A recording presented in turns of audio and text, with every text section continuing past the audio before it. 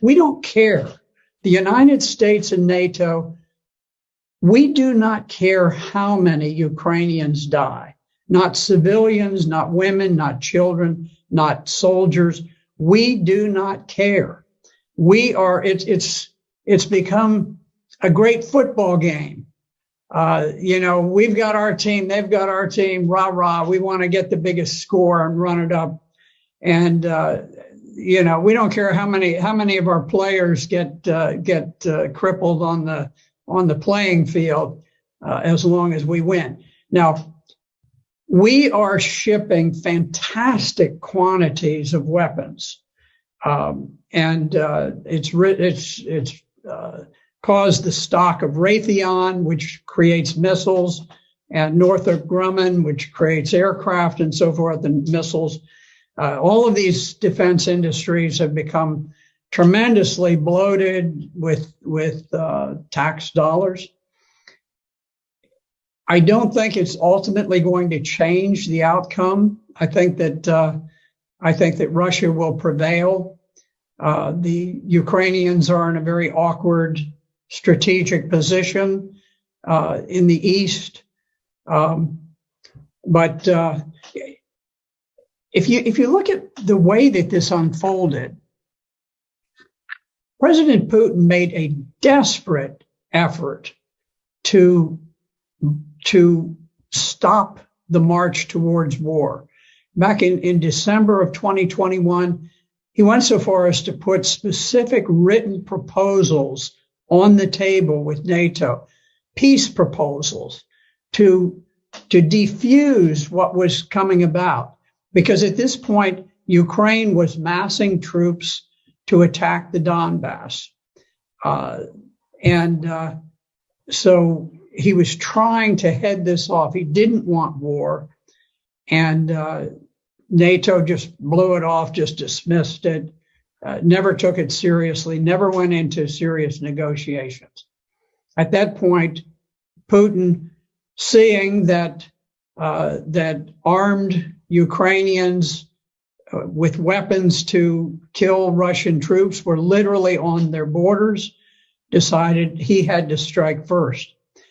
Now, you can see that this was not some pre-planned attack. This was not like Hitler's attack into Poland, where the standard rule of thumb is that you always have a 3-to-1 advantage when you are the attacker. You have to mass 3 times as many tanks and artillery and planes and men as the other side has. In fact, when Russia went in, they went in sort of with what they had, what they could cobble together on short notice, and they were outnumbered by the Ukrainian forces. The Ukrainian forces had about 250,000. The Russians had perhaps 160,000. So instead of having 3 times as many, they actually had fewer troops than the Ukrainians, but they were forced to attack to try to preempt the battle that was looming, where the Ukrainians had massed these forces against the Donbass. Now, the Donbass is adjacent to Russia.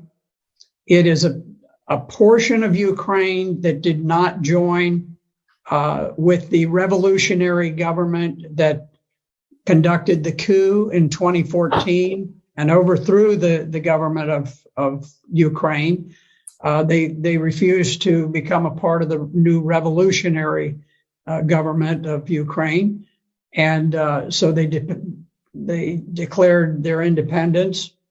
And Ukraine had massed this enormous army to attack against the Donbass. And so Russia was forced to go in to preempt that planned attack by Ukraine. And you could see that Russia very much hoped that they could conduct this special operation without unduly causing casualties for the Ukrainians, because they they think of the Ukrainians, or at least they did think of the Ukrainians as brother Slavs, that they wanted to have good relations. But there was a famous picture with a Russian tank that had been stopped by a gathering of maybe 40 civilians who just walked out in the road and blocked the road, and the tank stopped. I can tell you, in Vietnam, if we had had a bunch of people who stood in the way of an American tank going through, that tank would not have slowed down in the slightest. It wouldn't have honked a horn. It wouldn't have done anything. Wouldn't have fired a warning shot. It would have just gone on. And I think that's more typical. I'm not criticizing the Americans.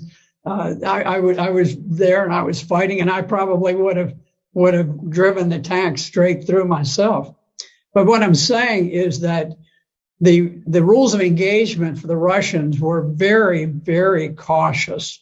They didn't want to create a great deal of hatred and animosity. The Russians did not go in. They did not bomb the electrical system, the media systems, the water systems, all of these, the bridges and so forth. They tried to retain the infrastructure of Ukraine in good shape because they wanted it to get back. They just wanted this to be over with and get back to normal. It didn't work. The Ukrainians, the resistance was unexpectedly hard.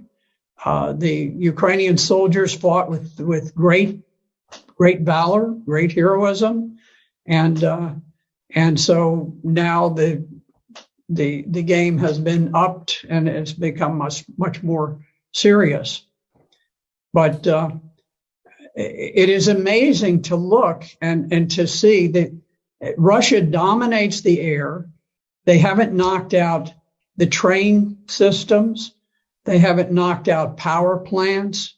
They haven't knocked out so many things. They've never bombed the buildings in the center of Kyiv, the capital of Ukraine. They haven't bombed the buildings where the parliament meets.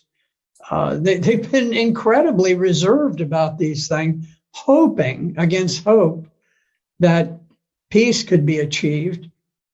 But I don't think Ukraine has anything to do with the decision about peace or war. I think the decision about peace or war is made in Washington, D.C.